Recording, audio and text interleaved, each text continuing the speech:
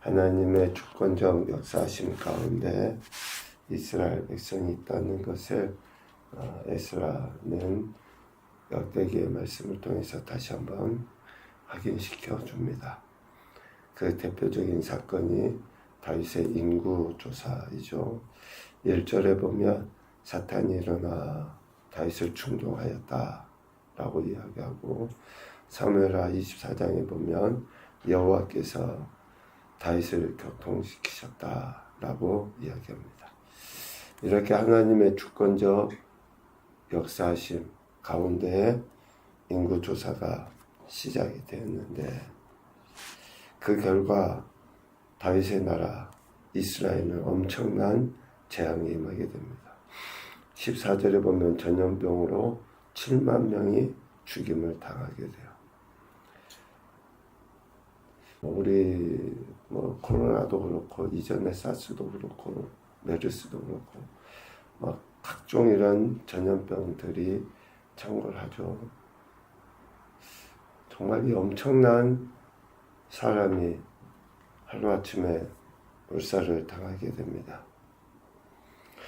그래서 하나님이 그 전염병, 재앙, 내리심을 뉘우치셨다. 15절에 어제도 말씀드렸지만 하나님이 그들을 불쌍히 여기신 거예요. 동정하신 겁니다. 비록 그들의 죄, 즉 다윗의 죄로 인해서 전염병으로 심판은 하시지만 하나님이 불쌍히 여기셔서 천사에게 명하시고, 천사가 멈춘 그 자리가 오르난의 타작마당이라고 이야기했죠. 하나님의 공의로운 심판이 있는 자리, 어쩌면 그 심판에 의한 죽음과 공포의 자리. 근데 그 자리는 어떤 자리입니까? 타작마당이에요. 풍요로움 있고 수확과 열매, 결실이 있는 그 자리. 그 자리에서 하나님의 그 심판이 멈추죠. 실패와 절망, 어쩌면 수치의 장소일 수 있는 그곳에서 하나님께 제단을 쌓으라 라고 갓 선지자를 통해서 말씀하십니다.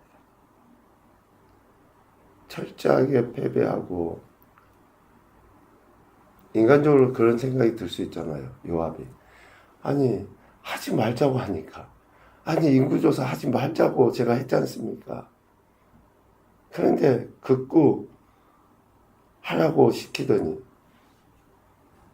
꼴 좋습니다. 아니 왕이라고 이렇게 해도 됩니까?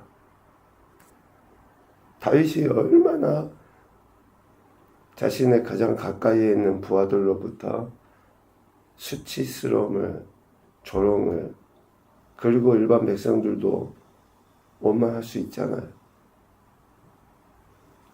그러한 자리에 하나님은 하나님을 위하여 제단을 쌓으라 라고 명령하신 거예요. 조금만 더 나아가서 다윗이 인간적이었다든지 또 하나님의 말씀을 제대로 순종하지 아니한 인물이었으면 어때요? 오기로라도 삐뚤어져 가지고 더 그릇된 행태를 보일 수 있었겠지만 다윗은 그렇지 않죠. 18절에 하나님께서 천사를 통해, 즉 갓에게 명령하셔서 오르난의 타작마당에서 여호와를 위하여 제단을 쌓으라 라고 말씀하셨을 때에 다윗이 그 말씀대로 올라갑니다. 19절. 전염병으로 7만 명이나 되는 사람이 죽임을 당했고, 다윗의 인생에 있어서 이러한 실패가 없었잖아요. 나가는 곳곳마다 하나님께서 이기게 하셔서 전쟁에서 승리했고 많은 전리품을 가지고 와서 창고가 그득그득 찰 정도로 다윗은 실패를 경험해 본 사람이 아니에요. 물론 사울을 피해 도망 다닐 때도 위기도 있었지만 그때마다 하나님이 또 하나님이 세운 사람들이 동역자들이 도와서 그렇게 큰 어려움을 당하지 않았어요. 그런데 인구조사 한 번 하는 것으로 인해서 다윗에게 있어서 엄청난 실패잖아요. 말씀드린 것처럼 요압이나 다른 사람들이 얼마든지 반란을 일으킬 수도 있고 대적할 수도 있고 다윗을 왕으로 취급하지 않을 수도 있어요. 그런데 다윗이 보인 그 행동은 철저하게 하나님의 말씀에 그 순종함을 보인 거죠. 다윗이 가진 신앙의 가장 큰 특징을 오늘 19절 말씀에서 보여준 거예요. 다윗이 하나님의 이름으로 이른 말씀대로 순종해요. 실패의 자리, 죽음의 공포가 여전히 남아있는 그 자리. 하나님의 말씀을 믿고 지체 없이 하나님의 지시에 순종한 거잖아요. 여전히 하나님의 심판의 흔적이 있는 그곳에 올라간 겁니다. 상황과 환경보다 하나님의 말씀을 따르는 것이 순종이에요. 자신의 불편한 감정과 태도보다 하나님의 말씀을 따르는 것이 순종입니다. 경험, 환경, 감정 얼마든지 우리가 핑계댈 수 있어요. 7만 명이나 죽은 무덤과 같은 그 자리에 올라가려고 할 때 쉽게 올라가집니까? 상황이나 환경, 감정보다 태도보다 하나님의 말씀을 따르는 것이 순종이라는 거죠. 다윗의 이러한 순종적인 태도로서 오르난의 타작마당에게 나아갔을 때 다윗을 보고 오르난이 나와 얼굴을 땅에 대고 다윗에게 절합니다. 21절. 가장 공포스럽고 두려워할 존재가 지금 누구예요? 오르난이잖아요. 아니 자기 집 마당에서 지금 이런 천사가 나타나서 엄청난 이런 일을 하고 있었는데 얼마나 공포스럽겠어요. 그런데 다윗이 하나님의 말씀에 순종하여 오르난의 타작마당에 나갔을 때, 오르난에게 갔을 때에 그것을 보고 오르난이 나와 다윗에게 절을 하죠. 그러니까 이 관계를 한번 생각해 보세요. 다윗이나 지금 오르난이 엄청난 공포에 휩싸여 있었었는데 다윗이 자신에게 나오는 것을 보고 평안을 누린 거죠. 안정을 얻게 된 거예요. 우리의 순종이 내게 어떤 당장 이득이나 이로움으로 소위 내가 기도하고 있는 것에 응답으로 얼른 나타나지 않을 수도 있어요. 그런데 나의 순종이 다른 누군가에게는 안정을 끼치고 다른 누군가에게는 위로를 줄 수 있으면 그것으로 첫 번째 성공한 거 아닙니까? 내가 하나님 말씀을 듣고 순종해서 그렇게 내 상황도 불편해요. 나도 힘들어요. 그런데 하나님이 말씀하셔서 그렇게 순종한 것을 통해 다른 누군가가 위로받고 안정을 얻을 수 있게 된다 그러면 그 순종의 결과가 얼마나 하나님께 영광이겠습니까? 그렇게 다윗을 만난 오르난이 다윗의 요구에 지체하지 않고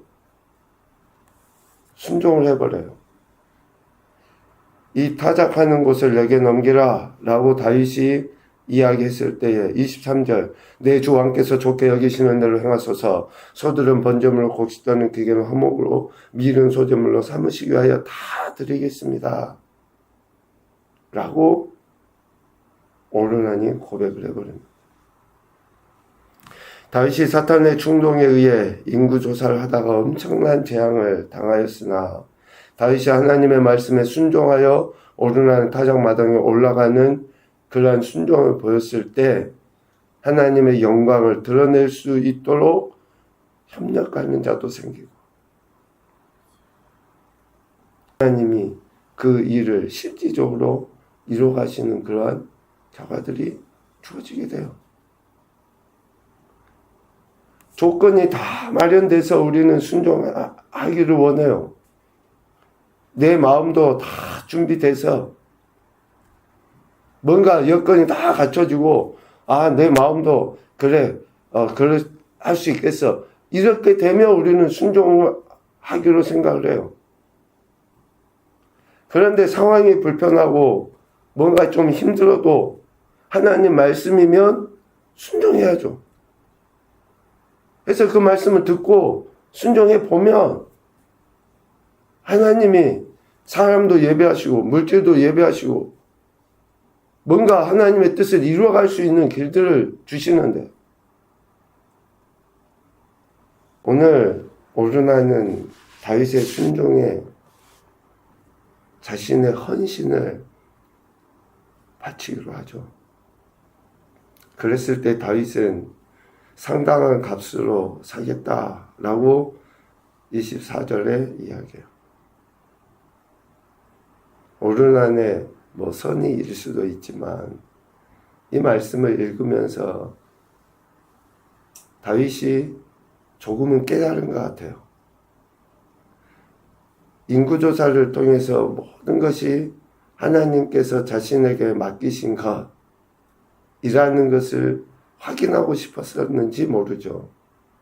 모든 백성이 다 하나님께서 자신에게 맡기신 것.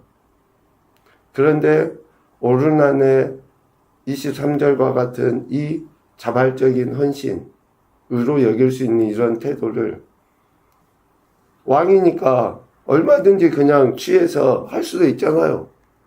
그런데 내가 반드시 상당한 값으로 사리라 라고 오르난의 값을 지불하려 해요. 인구조사를 통해서 다윗이 느낀 어쩌면 7만 명의 목숨을 지불하고 얻게 된 교훈이 아닌가 싶어요. 왕이라고 해서 다 자기 마음대로 하는 게 아니죠. 다 자기 게 아니에요. 하나님의 것이고 하나님이 그렇게 허락하시는 것 범위 내에서 해야죠. 그런데 다윗은 이제 깨달은 것 같아요. 내가 반드시 상당한 값을 주리라. 그리고 이것은 다윗이 하나님 앞에 제사하고 예배하는 그 마음가짐을 볼 수 있어요.